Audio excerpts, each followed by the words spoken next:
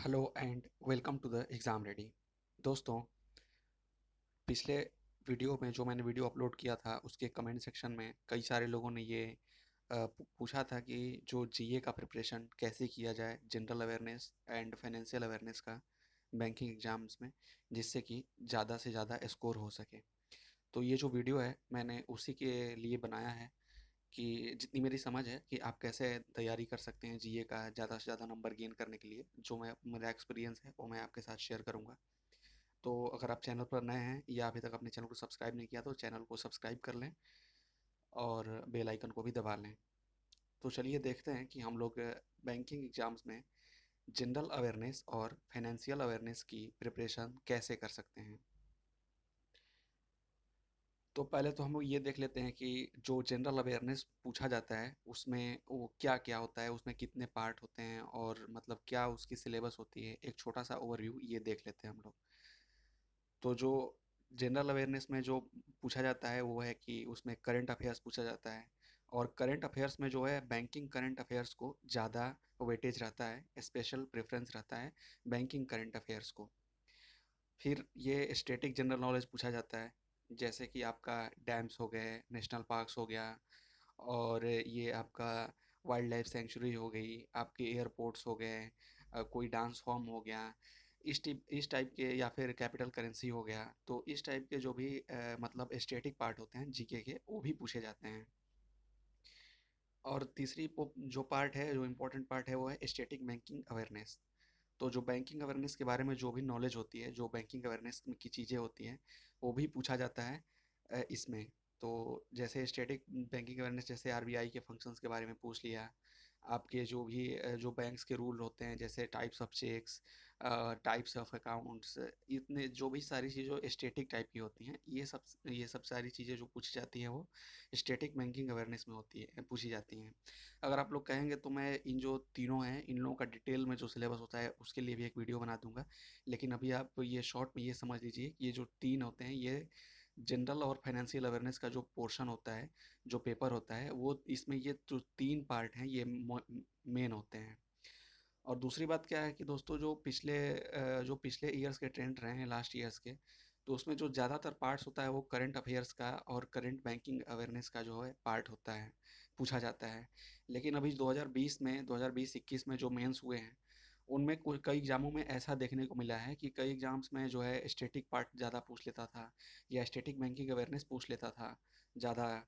तो अभी आप ये कह नहीं सकते कि कौन सा पार्ट आएगा या कौन सा पार्ट कम आएगा या कौन सा पार्ट ज़्यादा आएगा। तो हमें जो है सबको बराबर वेटेज देके बराबर तरीके से तैयारी करनी है, किसी भी तरीके की चांस नहीं लेनी है।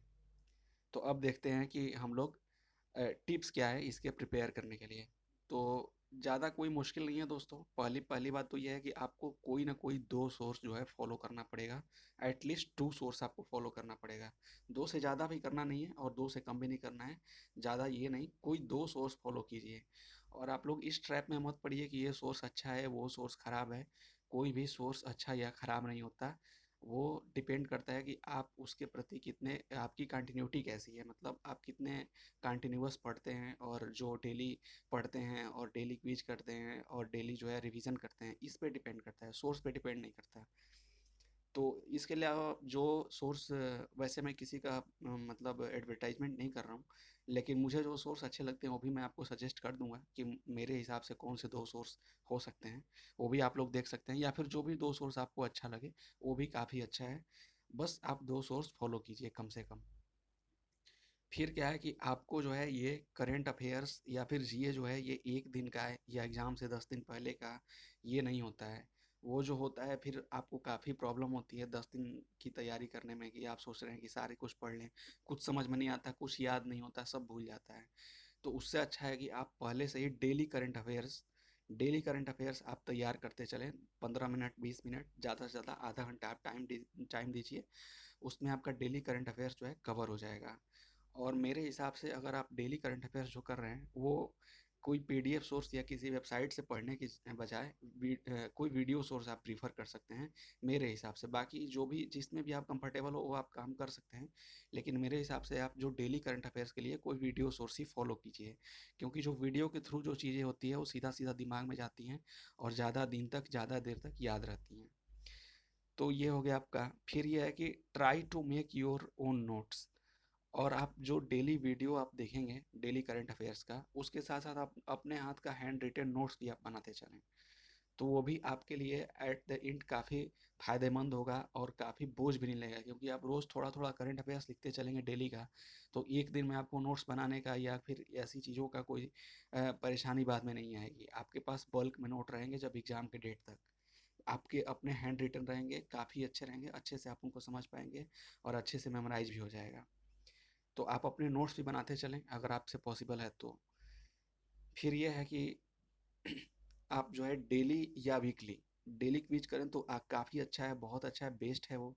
लेकिन अगर आप डेली नहीं कर पा रहे हैं, जो कि बहुत लोग नहीं कर पाते हैं, डेली कंटिन्यूटी नहीं बन पाती है, तो कोई बात नहीं, आप वीकली भी कर सकते हैं। वीकली आप करिए जो आप डेली, जैसे 7 दिन आपने डेली करंट अफेयर्स का कोई वीडियो देखा और वीकली आपने क्विज कर लिया, तो वो सारा का सारा जो है आपके दिमाग में अच्छी तरह से मतलब कैप्चर हो जाता है, वो सारी चीज़ें अच्छे तरीके से आपके दिमाग में चली जाती हैं। तो आप डेली या वीकली क्विजेस दोनों में से कोई एक क्विज ज़रूर करिए, ये अच्छा रहेगा आपके लिए इन द लॉन्ग रन। फिर ये है कि मगअप मंथली करंट अफेयर्स। तो आप कोई भी वेबसाइट का, किसी भी चैनल का या फिर किसी भी सोर्स का जो है, आप मंथली करंट अफेयर्स ले सकते हैं और उसका जो प्रिंट आप निकाल सकते हैं। ऐसे पीडीएफ में नहीं, पीडीएफ में आदमी वैसे ही पीडीएफ इकट्ठा करता जाता है, कोई पढ़ता उढ़ता है नहीं, यही रियलिटी है। तो आप जो है उसका एक प्रिंट आउट निकालिए, आप किसी भी जाल में मत पड़िए, कोई भी एक सोर्स उठाइए, उसका मंथली जो है करंट अफेयर्स का प्रिंट आउट निकलवाइए और उसको अच्छे से पढ़ जाइए। तो ये है आपका मंथली करंट अफेयर्स का। फिर ये है कि आप रिवीजन कर लीजिए जितने भी आपके, जो भी आपने पढ़ा है पूरे 3 महीना, 4 महीना, 5 महीना, जितना भी आपने डेली करंट अफेयर्स पढ़ा है या मंथली करंट अफेयर्स पढ़ा है, तो उनको कोशिश कीजिए कि जो एग्ज़ाम के 10 दिन पहले है, पहले तक आप ये सारा का सारा रिवीजन कर लीजिए। ये आपके लिए ही काफ़ी बेनिफिशियल होगा, क्योंकि आपको सारी चीज़ें फिर से याद हो जाएंगी और ताज़ा हो जाएंगी। और 10 दिन पहले अगर आप एक बार रिवीजन कर लेते हैं तो दूसरी बार भी रिवीजन आप कर सकते हैं, जिससे और ज़्यादा टाइम तक आपको दिमाग में चीज़ें याद रहेंगी, सारा कुछ नया नया रहेगा।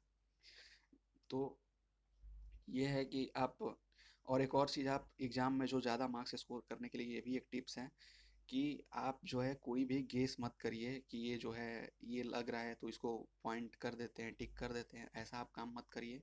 आपकी अगर 50 में से 30 ही क्वेश्चन अटेम्प्ट हो रहे हैं और सही सही अटेम्प्ट हो रहे हैं, तो काफ़ी अच्छा स्कोर है वो। इसके बजाय कि आप 40, अगर आप अटेम्प्ट कर रहे हैं अपने मन की सेटिस्फैक्शन के लिए कि मैंने 40 अटेम्प्ट कर दिया, लेकिन उसमें से 10 ठो गलत हो गए, तो आपके 30 तो 10 ठो गलत हो गए, वो तो हो गए ही, और जो आपने मार्क्स गेन किए हैं उसमें से भी निगेटिव जाएगा। तो इससे अच्छा है कि आप कोई भी गेस वर्क मत करिए एग्ज़ाम में। तो ये रहा। और रही बात, तो मेरा जो सजेशन है आपके लिए जो 2 सोर्स का, वो मैं आपको बता दे रहा हूँ। ये मैं किसी का एडवर्टाइजमेंट नहीं कर रहा हूँ, मुझे लगा है, मैं पर्सनली उससे जो तैयारी किया हूँ और मुझे जो अच्छा लगा है, तो ये है कि आप जो डेली वीडियो सोर्स फॉलो कर सकते हैं डेली करंट अफेयर्स के लिए, वो सुबह 7 बजे जो आशीष सर का आता है अड्डा 247 पे, डेली करंट अफेयर्स का, वो वीडियो आप देख सकते हैं। उसका रिकॉर्डेड वीडियो देखिए, उसको 1.75 पे उसका स्पीड बढ़ा के आप 30 मिनट के अंदर कवर कर लेंगे उसको, काफ़ी अच्छा होता है वो। फिर इसके बाद जो है आप जो मंथली करंट अफेयर्स का जो पीडीएफ है, वो अफेयर्स क्लाउड का यूज कर सकते हैं। और इसके अलावा ये मेरा सजेशन है, ये कोई कंपल्सन नहीं है और ये कोई प्रचार नहीं है। आपको जहाँ से भी फेवरेबल लगे वो आप 2 सोर्स फॉलो कर सकते हैं। बस आप कंटिन्यूटी बनाए रखिए और जो भी पढ़ें उसको सही से रिवीजन कीजिए।